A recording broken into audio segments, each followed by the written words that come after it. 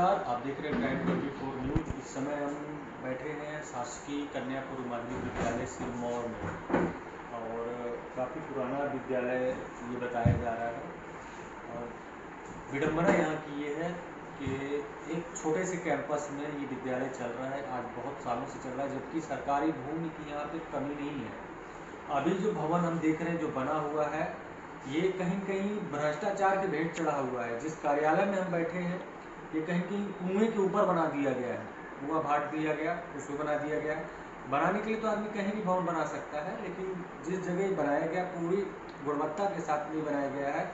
ये छतें जो इसकी जो फर्श है ये धंसते जा रही है।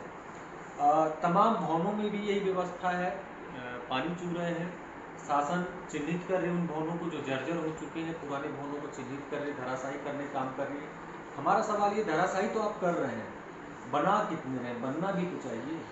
जिस विद्यालय को आप धराशायी कर रहे हैं उस विद्यालय के बच्चे कहाँ पढ़ेंगे, एक बहुत बड़ा सवाल सरकार के सामने है। दूसरी बात, जिस विद्यालय में हम बैठे हुए हैं इस वक्त, यहाँ पे शासकीय भूमि की आवश्यकता है इस विद्यालय में, ताकि ये खेल कूद का मैदान यहाँ पर बना सकें। 2021 से यहाँ के जो प्राचार्य हैं ये लड़ाई लड़ रहे हैं, प्रधान अध्यापक हैं, लड़ाई लड़ रहे हैं। यहाँ से कलेक्ट्रेट कार्यालय से लेकर तहसीलदार तमाम सभी सरकारी दफ्तरों में गए हैं, अब तक कुछ कार्रवाई नहीं हुई। नहीं होने का कारण सामने निकल के ये आ रहा है कि यहाँ के जो राजनीतिक रसूखदार हैं और जो राजनीतिज्ञ लोग हैं वो आके इनके ऊपर दबाव डालते हैं, यहाँ तक की धमकी भी देते हैं कि अगर ऐसा आप करेंगे तो हम ऐसा करेंगे, वैसा करेंगे। क्या कुछ मामला है आपसे ही जानते हैं, आपके द्वारा जो कुछ हमें जानकारी प्राप्त कराई गई है। पहले तो आप हमारे दर्शकों को अपना नाम बता दें। मेरा नाम कमला प्रसाद सातोती है। कब से आप हैं? मैं यहाँ 2013 से हूँ जी। और मैं प्रभारी प्रधानाध्यापक 2020 से हुए हैं। और यहाँ जो है तो छात्र संख्या पहले बहुत ज़्यादा थी, लेकिन धीरे धीरे छात्र संख्या घटती गई। जैसे जैसे लोगों को प्राइवेट सुविधा ज़्यादा मिलने लगी तो बच्चे सब वहाँ जाने लगे। आज जैसा कि स्थिति है विद्यालय का, जैसा कि हम वीडियो के माध्यम से अपने दर्शकों को दिखा रहे हैं कि जो स्कूलें की छत जो है टपक रही है और फर्श जो है धंसते जा रहा है। ये जब बिल्डिंग बनाई गई भ्रष्टाचार की भेंट चढ़ गई, इसके पीछे का किसको कारण मानते हैं आप?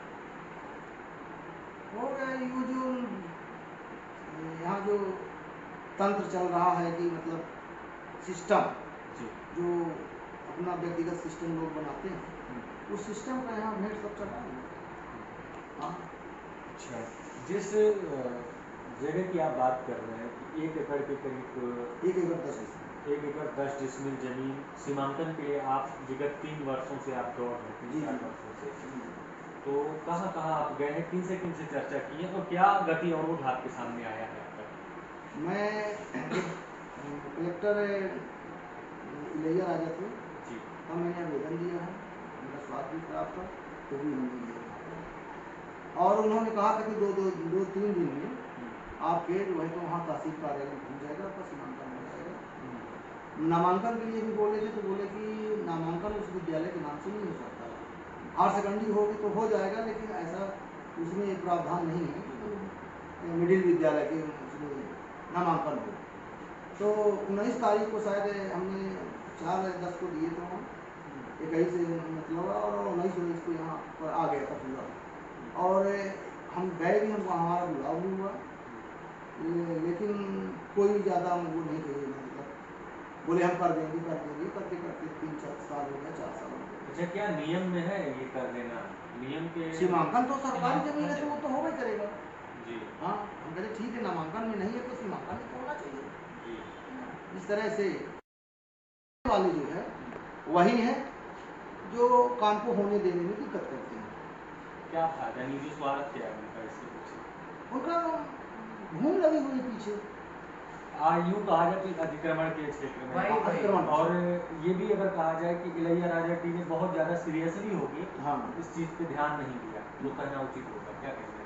नहीं, मैं उनको तो इसलिए नहीं बोलूँगा कि वो तुरंत फाइल रिपोर्ट कर दिए हैं। 19 तारीख को यहाँ आ गया, 4 तारीख को हमने अक्टूबर में दिया 21 को, और 19 तारीख को यहाँ आ गया, हमें बुलाया भी गया, हमसे पूछा भी गया। यहाँ कहाँ से गड़बड़ हुई, कहाँ से सीमांकन? गड़बड़ी वहीं से है, आपके तहसील से। तहसील से। तहसील और ठंडे बस्ती में डला है, लोगों के दबाव में आकर यहाँ कुछ मतलब कर रहे हैं।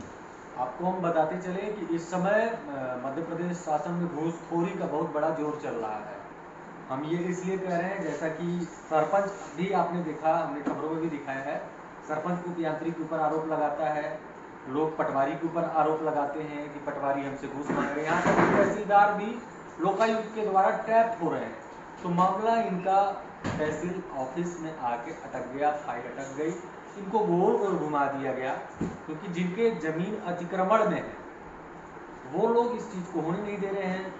अब मामला क्या है, क्या वहाँ घूसखोरी हो जा रही है या फिर पैसा खिला के काम को ना होने दिया, कहीं कहीं ये नुकसान किसका है, हम सवाल पूछते हैं। इन्हीं के बच्चे यहाँ पढ़ते हैं, यहाँ के गरीब के बच्चे पढ़ते हैं। अगर इनके अंदर जरा सा भी शर्म और हया है तो इन सब चीज़ों पे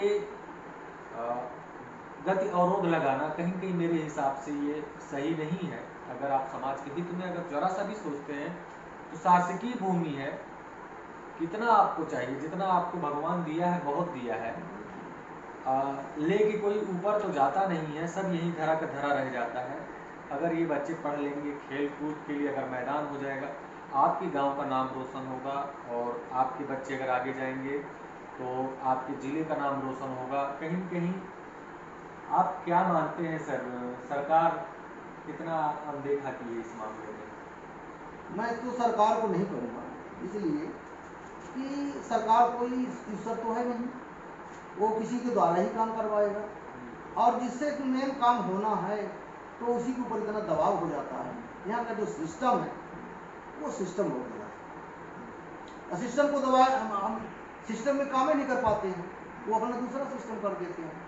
उन्हीं के द्वारा हमको ये भी कहा गया कि इतने दिन हो गए, 3 हेडमास्टर आए, उन्होंने सीमांकन नहीं किया, आप क्यों करवा रहे हैं, आप भी लपेटे में आ जाएंगे। अब बताइए क्या करेंगे। हमारा सीधा सवाल मध्य प्रदेश शासन से है और यहाँ के प्रशासन से है। सवाल यह है कि शासकीय भूमि किस लिए होती है? क्या अतिक्रमण करने के लिए होती है? अगर शासकीय विद्यालय मांग रहा है, शासकीय भूमि को मांग रहा है कि हमें ये दीजिए, सीमांकन करिए, हमारे बच्चों की इसकी आवश्यकता है, खेल का मैदान बनाना है, तो क्यों नहीं हो रहा है? ये एक प्रश्न है। दूसरा प्रश्न ये है, यह जब तक कोई घटनाएं नहीं होती है तब तक प्रशासन की नींद नहीं खुलती है। जैसे अभी जबल तहसील में दीवार गिरी, तो अब पुरानी बिल्डिंगों पे शासन जो है चिन्हित करके उनको गिराने का काम कर रही है। तो हमारा सवाल ये है, सिर्फ गिराएंगे ही या बनाएंगे भी? अगर गिराना भी है तो अब तक वो प्रशासन कहाँ था कि भवन के ऊपर ध्यान नहीं दिया? ये 2011 की बनी बिल्डिंग आज चू रही है, तो इसका जिम्मेदार कौन है?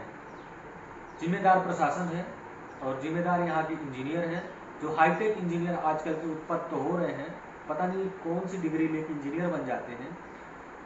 आजकल अंग्रेजों के बनाए गए पुल, अंग्रेजों की बनाई गई कलेक्ट्रेट आज भी चल रही, कहीं से नहीं, जो कि चूने और मिट्टी से बनाए गए वो बिल्डिंग है, आज भी चल रहे हैं, सालों साल चल रहे हैं। ये 2011 की बनी बिल्डिंग है, मुश्किल से 10 से 15 साल की बनी बिल्डिंग अगर चूने लगे तो विडम्बना है इस देश की कि ऐसे ऐसे इंजीनियरों के भरोसे देश को छोड़ा गया है, ऐसे राजनेताओं के भरोसे रीवा को छोड़ा गया है। अब देखने वाली बात होगी कि इस खबर को देखने के बाद प्रशासन कितना जगता है, क्या कुछ इस विद्यालय के लिए करता है और तमाम विद्यालयों के लिए क्या कुछ करता है, इन नौनिहालों के लिए क्या करता है, और क्या होता है इन अतिक्रमणकारियों के ऊपर, क्या कोई कार्रवाई होगी, या कि जैसा ही चलता है चलता आ रहा है, अंधेर नगरी चौपट राजा। आप बने रहिए हमारे साथ, हम जरूर दिखाएंगे आपको। हमारी खबर आपको कैसी लगी कमेंट बॉक्स में जरूर बताइए। बहुत बहुत धन्यवाद।